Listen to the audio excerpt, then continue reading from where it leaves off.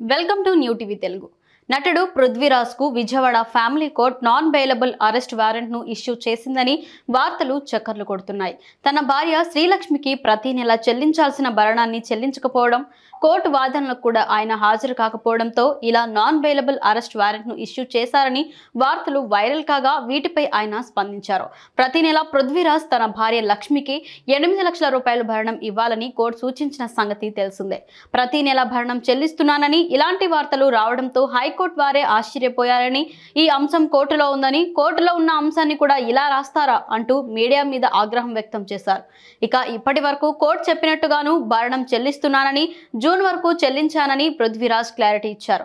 తన మీద తప్పుడు వార్తలు రాసిన వారిని వదిలిపెట్టనని, చట్టపరంగా చర్యలు తీసుకుంటానని హెచ్చరించారు. అందరికీ నమస్కారం అండి. ఉదయం నుంచి పృథ్వీరాజ్ అరెస్టు, పృథ్వీరాజ్ని కోర్టులో లొంగిపోమన్నారు, పృథ్వీరాజ్ని తీసుకెళ్ళి ప్రశ్నిస్తున్నారు, పృథ్వీరాజ్ అలాంటోడు, పృథ్వీరాజ్ ఎలాంటోడు అంటున్నారు. అందరికీ ఒక విషయం చెప్పాలి. మొదటి భార్యకి భరణం ఇవ్వలేదు. భరణం గురించి దగ్గర ఒక 3-4 ఏళ్ల నుంచి భరణం ఎరియర్స్ ఉన్నాయి. ప్రతి నెల 10వ తారీఖున కట్టాలి, కట్టట్లేదు. అందువల్లే కోర్టు ఇష్యూ చేసింది అరెస్ట్ వారెంట్ అని చెప్పారు. ఏమంటే అసలు చాలామంది అసలు నిజంగా ఈ చిన్న యూట్యూబ్ ఛానల్స్ కానీ ఇతరత్ర మీడియా వారు కానీ అసలు విషయం తెలుసుకుని పృథ్వీ గారు ఏంటని అడిగితే నేను వివరంగా చెప్పేవాడిని. న్యాయస్థానం పరిధిలో ఫ్యామిలీ కోర్టులో ఈ మ్యాటర్ కొన్ని సంవత్సరాల నుంచి జరుగుతుంది.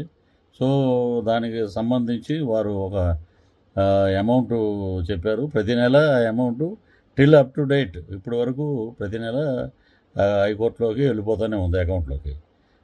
కట్టకుండా పృథ్వీరాజ్ ఎక్కడ ఉన్నాడు? ఏది పడితే అది మీరు ఆ పృథ్వీరాజ్ అలాంటోడు, పృథ్వీరాజ్ ఇలాంటోడు క్యారెక్టర్ అసోసియేషన్ చేయవలసిన అవసరం లేదు.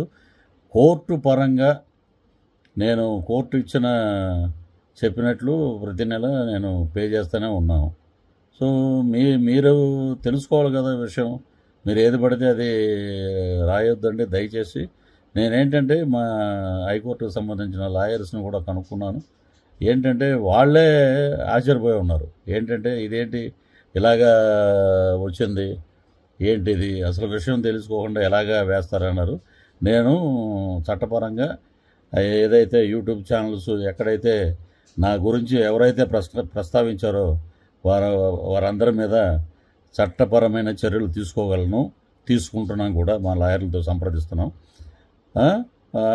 తీవ్రంగా ఉంటుంది పరిణామం. మీరు ఎలాంటివి వేసేటప్పుడు అడగండి. కోర్టులో ఉంది కుటుంబ వ్యవహారం, దాన్ని కూడా బదరిగిచ్చేస్తారా? అక్కడ కట్టవలసిన భరణం ఎంత ఉంది, దానికి ప్రతి నెల ఎంత కట్టాలి అనే కోర్టులు కూడా మీరేనా? దీన్ని బట్టి ఒక మనిషిని ఎలా పడితే అలాగా క్యారెక్టర్ అసోసియేషన్ చేయకండి. క్యారెక్టర్ని దిగజార్చే ప్రయత్నం మానుకోండి.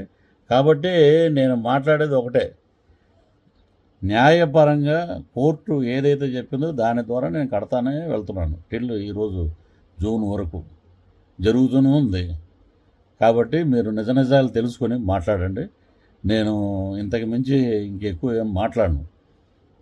ఏది పడితే అది రాయకండి దయచేసి. పాత్రికేయ మిత్రులు అందరూ నాకు మంచి మిత్రులు. నన్ను అడిగితే నేను చెప్పేవాడిని ఏంటనేది. కాబట్టి మీ అందరికీ మరొకసారి నమస్కారాలు తెలియజేస్తూ, కోర్టు పరంగా అన్నీ జరుగుతున్నాయి కాబట్టి లేటెస్ట్ నేను ఎవరి మీద చర్యలు తీసుకోవాలో మా లాయర్లతో మాట్లాడి వారి పేర్లన్నీ నేను వివరిస్తాను.